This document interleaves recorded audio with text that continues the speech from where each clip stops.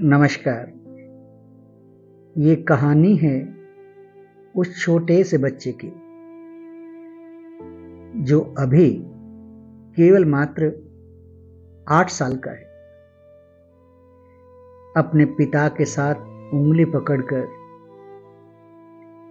उसके साथ छोटा सा झोला उठाकर चल रहा है।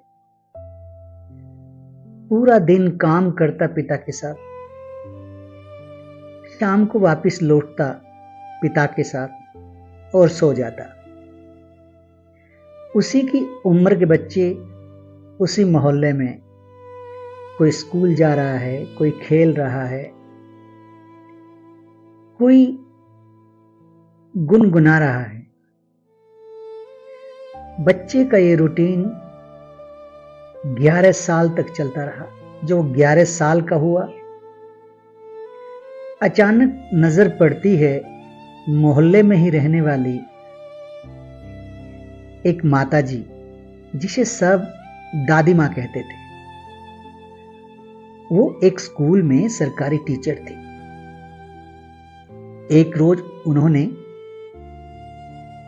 लड़के के पिता को कहा, भाई तू सुबह सुबह इसको दुकान पर ले जाता है, पढ़ाता क्यों नहीं? तो पिता ने पलटवार करते हुए कहा, ये पढ़ना नहीं चाहता। तो दादी मां ने कहा, पढ़ना क्यों नहीं चाहता? कौन नहीं पढ़ना चाहता? इसे अवसर तो दो।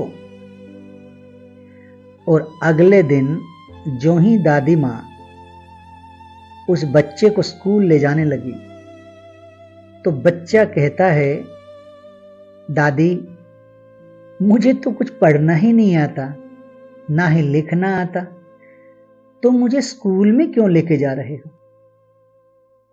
दादी ने कहा, बेटा जब स्कूल जाएगा, बच्चों से मिलेगा, जैसे और बच्चे पढ़ रहे हैं तू भी पढ़ेगा। बच्चे ने कहा, जब मुझे कुछ आता ही नहीं है तो पढ़ूंगा क्या? तो सरकारी टीचर, जिसे दादी मां कहते थे, उन्होंने कहा, तू एक बार चल तो सही। और फिर वही हुआ। बच्चा स्कूल गया, तीसरी क्लास में पहली बार एडमिशन हुआ, फिर 5वीं की, फिर 6ठी स्कूल में गया। और फिर एक ऐसा दौर आया, उस बच्चे की पढ़ाई छूट गई। 10वीं क्लास में जो ही बच्चे ने पढ़ाई छोड़ी, पुनः अपने पिता के साथ चाय की दुकान पर काम करने लग गया। वही रूटीन, चाय बेचना, देर रात घर आना, या फिर वहीं चाय की कैंटीन पर सो जाना। एक रोज कुछ बच्चे जिनके हाथ में बुक थी और पिक्चर हॉल में आए हुए थे। 10वीं क्लास जो छोड़ चुके थे पढ़ाई, उन्होंने उनको कहा कि आप इतनी सुंदर टी शर्ट पहनते हो, ये बुक रखते हो हाथ में, तो आप क्या करते हो? उन दोनों लड़कों ने कहा, हम कॉलेज में पढ़ते हैं। तो लड़के ने कहा, कॉलेज में कैसे पढ़ते हैं, क्या होता है? तो उसने कहा कि पहले 11वीं क्लास में होना जरूरी है, तो कॉलेज में भी जा सकते हैं। उस कैंटीन पर एक टीचर आते थे। उस चाय वाले लड़के ने कहा, मास्टर जी आप स्कूल चलाते हो ना? मास्टर ने कहा, हाँ मैं स्कूल चलाता हूं। तो उन्होंने कहा, क्या मैं भी पढ़ सकता हूं? मैं 10वीं में फेल हो गया था। मास्टर जी ने कहा, मेरी क्लास में सारे वही बच्चे हैं जो फेल हो चुके होते, तुम भी एडमिशन ले लो। फिर क्या था, रात के समय चाय की कैंटीन और दिन के समय स्कूल। और समय आया, वो बच्चा कॉलेज में एडमिशन लिया। प्रतिभा थी, कला थी। 11वीं क्लास में ही उसकी कला का जो जौहर है वो कॉलेज ने माना, और 12वीं क्लास में वो पूरे राज्य भर में अपनी कला के माध्यम से स्टेट लेवल पर दूसरा स्थान पाया। धीरे धीरे यह कला उसकी आगे बढ़ती गई और वो अपने कॉलेज का हीरो बन गया। बस फिर क्या था, जो ही ग्रेजुएशन हुआ, एक आईएएस ऑफिसर ने कहा कि मैं तुम्हारी कला से प्रभावित हूं, मांगो क्या मांगते हो। गरीब परिवार का बच्चा था, बीए कर तो लिया था, बहुत अच्छे अंकों से नहीं की थी बीए। उन्होंने कहा मुझे छोटा सा नौकरी मिल जाए तो अच्छा रहेगा। आईएएस ऑफिसर ने कहा ठीक है, मैं तुम्हें एक छोटा सा नौकरी दे देता हूं। और फिर होती है छोटी सी नौकरी की शुरुआत। धीरे धीरे धीरे धीरे पहले छोटी नौकरी, फिर थोड़ा बड़ी, फिर बड़ी, और वही बच्चा आगे जाकर बेटी बचाओ अभियान के सूत्रधार बने। और समय आया, अपनी मेहनत लगन की वजह से उन्हें राष्ट्रपति मेडल मिला। हरियाणा सरकार ने 3 बार राज्य पुरस्कार दिया उन्हें, और बड़े बड़े डिपार्टमेंट्स में सलाहकार रहे वो।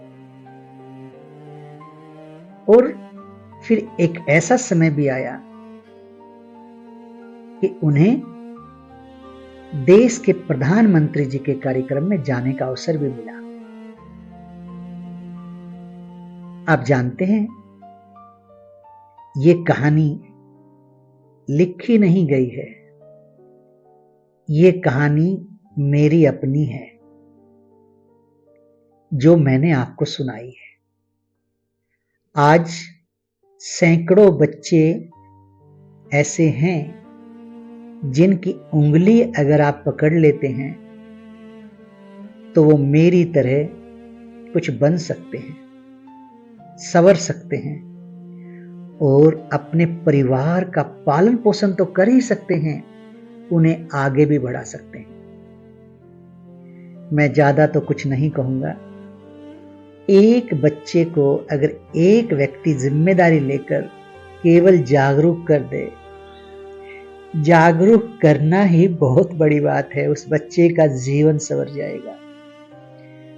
हमने गरीबी को बहुत नजदीकी से देखा है। आज इस लायक हैं कि किसी की हेल्प कर सकते हैं, और आप भी इस लायक हैं किसी की मदद कर सकते हैं। चाइल्ड लेबर अभिशाप है हमारे रहते हुए, इसे आप और हम ही रोक सकते हैं। मैं ये नहीं कहता आप दुनिया को बदलो। आसपास रहने वाले, मोहल्ले में रहने वाले जो बच्चे हैं, पढ़ाई छोड़ चुके हैं, उन्हें जागरूक करें। किसी को बुक दें, किसी को पेन दें, साथ जोड़ें। अरे जब अपना बच्चा पढ़ सकता है तो वो क्यों नहीं। गरीब हो सकता है पर आत्मा हम दोनों में एक ही है, और यह सबसे बड़ा धर्म है। यह कहानी नहीं है, यह हकीकत है। आपसे अनुरोध है, इस कार्य के लिए आप आगे आइएगा। अगर मेरी बात आपको पसंद है, अच्छी लगी है, इसे अपनाइएगा। मेरा मोबाइल नंबर है 8571856900।